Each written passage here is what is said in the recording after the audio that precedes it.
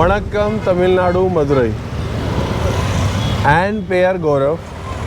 मेरा नाम गौरव है और ये भारत अंशुद्धि पद यात्रा का 155वां दिन है। मैं हूँ अभी गांव कल्लीगुडी में। यहाँ कल रात 2 बजे मैंने पदयात्रा को दिया था विराम इस बस स्टॉप पर। अब मैं यहाँ से बढ़ रहा हूँ आगे। अभी एक सज्जन मुझे मिले हैं। ओंगुल पेयर पालपांडी। तो ये मेरे से पूछ रहे हैं, बताइए। பால்பாண்டி மருது சகோதரர்கள் கோஷ்டி நாங்கள் இங்கே நாங்கள் பெஸ்ட். ஓகே, அங்கே எப்படின்னா स्टेट्स तो सबसे पहले जम्मू कश्मीर, उसके बाद पंजाब, फिर हिमाचल के बाद आया, फिर से पंजाब आया, बीच में एक पोर्शन आता है हरियाणा के बाद दिल्ली के बाद यूपी के बाद आया राजस्थान के बाद आया एमपी के बाद आया महाराष्ट्र के बाद आया तेलंगाना के बाद आया आंध्र प्रदेश के बाद आया कर्नाटक के बाद आया तमिलनाडु।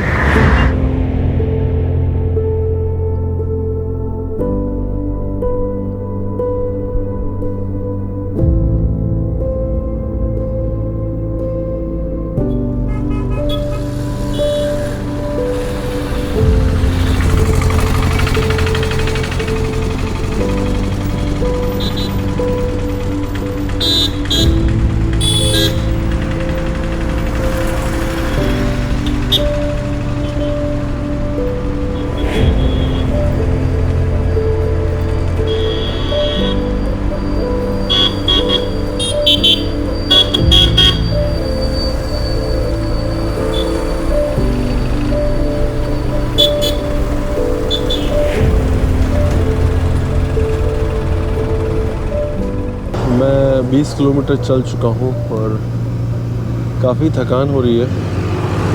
अभी बैठते जैसे नींद आ रही है, नींद के आगोश में जाने का मन कर रहा है।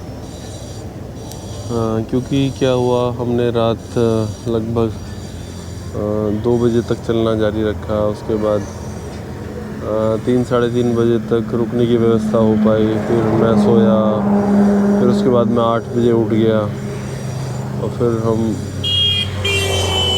ब्रेकफास्ट करके फिर हमने पदयात्रा करनी शुरू की। तो ज़्यादा विश्राम नहीं मिल पाया, तो नींद आ रही है, थोड़ा थकान भी है। लेकिन मैं अभी विरुद्धनगर से आगे बढ़ गया हूँ। ये पीछे जो है आप देख सकते हैं, तो ये विरुद्धनगर है। यहाँ मैं कोने पर अपनी फोल्डिंग चेयर लगाए बैठा हूँ। जैसे जैसे कन्याकुमारी पास आता जा रहा है ना, तो ये भी सब लग रहा है कि यहाँ से जाने के बाद इस सब अनुभव को मैं कैसे याद करूँगा। पीछे मुड़ के देखता हूँ तो सारे लोग, नाम, गांव, शहर के चेहरे आँखों के सामने घूम जाते हैं। सब लोग याद आते हैं। बहुत सारे लोगों ने हिम्मत बढ़ाई, बहुत सारे लोगों ने कहा कि कर पाओगे, कर लोगे, भरोसा है। हर तरीके से हर आदमी ने किसी न किसी रूप से एक सहयोग कहिए या अच्छे शब्द कहिए या जो मर्जी चाहे नाम लीजिए, वो सब किया, आगे बढ़ाया और मुझे सपोर्ट किया। अब लगातार हो यही रहा है कि मेरा जो बोलना है ना, वो शांत होता जा रहा है। पिछले कई दिन से ऐसा हो रहा है। मुझे बहुत बोलने का मन नहीं करता। मैं चुपचाप चलता रहता हूँ। सब सोच रहा होता हूँ, बहुत सारे सवाल, फिर उनके मन ही मन जवाब, फिर नए सवाल, फिर उनके मन ही मन जवाब। शायद मैं खुद के भीतर जा रहा हूँ। ये एक पूरा प्रोसेस चल रहा है, पूरी प्रक्रिया चल रही है। यही सब विचार मन में आ रहे होते हैं। लेकिन हाँ, मैं थोड़ा शांत होता जा रहा हूँ। शायद ये पद यात्रा का असर है या मंजिल पास आना वजह है, मुझे नहीं पता, लेकिन थोड़ा शांत हो रहा है। मुझे जाना उधर कन्याकुमारी उस तरफ। तो मैं तो बस इतना ही सोचता हूँ कि हमने जाने अनजाने में अपने लिए हर जगह बहुत सारी मुश्किलें खड़ी करनी हैं। भोजन में गंदगी हो गई है, जल को हमने ख़राब कर लिया है, हवा हमारी ख़राब हो गई है, तो छोड़ा क्या हमने? अगली पीढ़ी के लिए हम क्या छोड़ के जाने वाले हैं? एक ऐसी दुनिया है जहाँ न भोजन अच्छा होगा, न जल अच्छा होगा, न हवा अच्छी होगी, तो क्या दे के जाएंगे हम उनको? विरासत सिर्फ कुछ संपत्ति की नहीं होती, विरासत ये भी सब कुछ है जो आप अगली पीढ़ी को देके जाने वाले हैं। तो सबको सोचना पड़ेगा इसमें। ऐसे ही भोजन के विषय में, भोजन के लिए हमने पदयात्रा की है ताकि सबको अच्छा भोजन मिले, तो ये विषय मेरे बड़े करीब है। तो हम इस पर काम करते रहेंगे, बात करते रहेंगे, और जो भी हमसे संभव होगा हम वो ज़रूर करेंगे, अपनी सामर्थ्य के अनुसार ज़रूर करेंगे।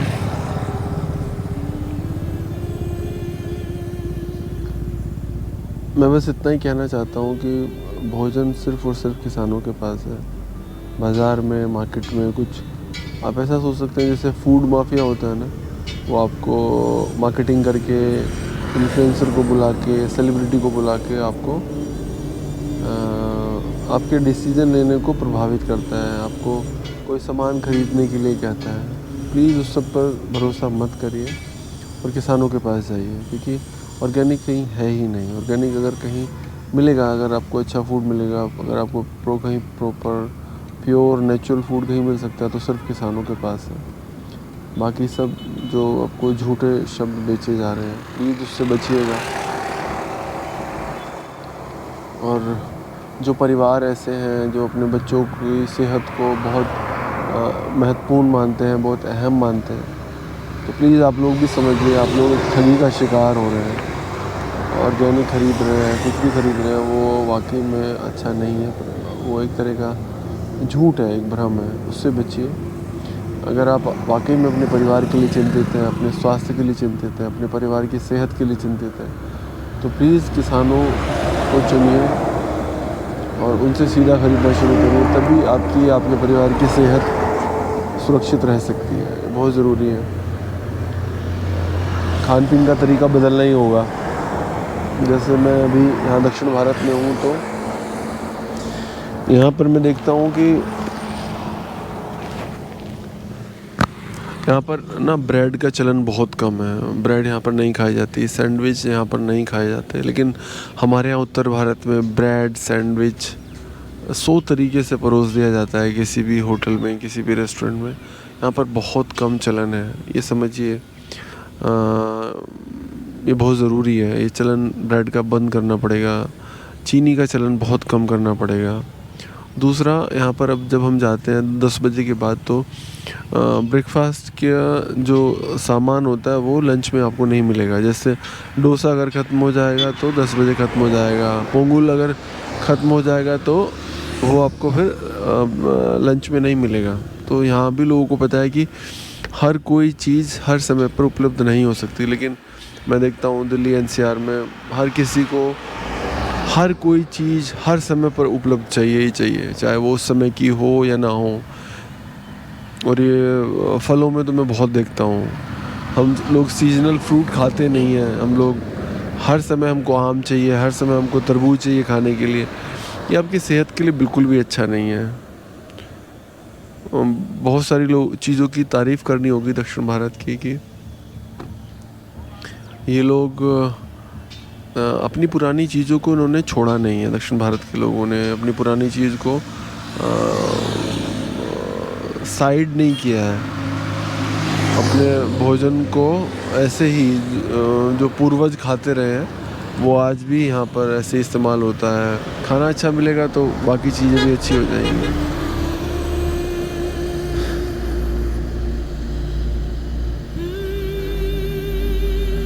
एक अजीब सी शांति मेरे भीतर आ जाती है कई बार।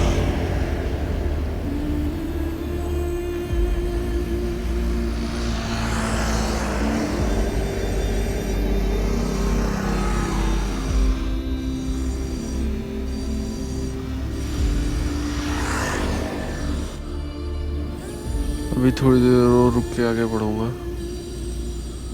आप ये समझिए अगर हम आजकल कुछ वीडियो कम शूट कर पा रहे हैं तो उसके पीछे बस यही है कि मौन रहने का दिल कर रहा है, चुप रहने का मन कर रहा है, बस यही है।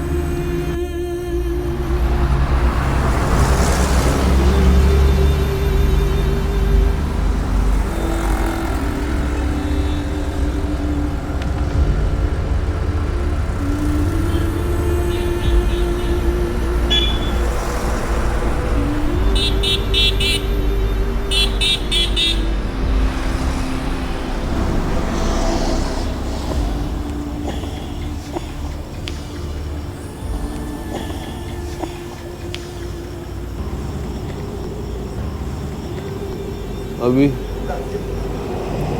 14 किलोमीटर और चलना है, 26 हो चुका है, 40 ही करूँगा बस आज। कल सवेरे उठने जल्दी कोशिश करेंगे। ओ मेरी माँ,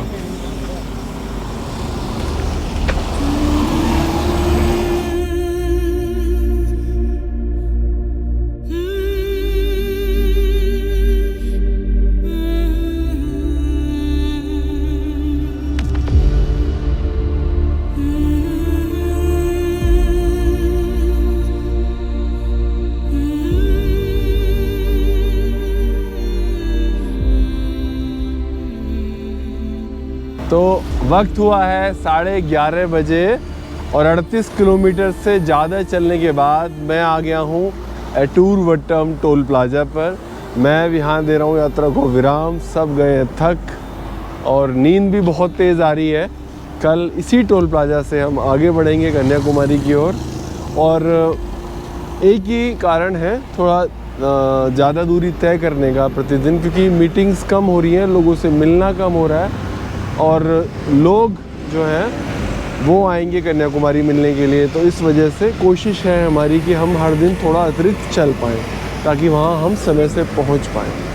धन्यवाद। अब अपना ख्याल रखिए, खुश रहिए और किसानों से ख़रीदना शुरू करिए। Bye bye, take care.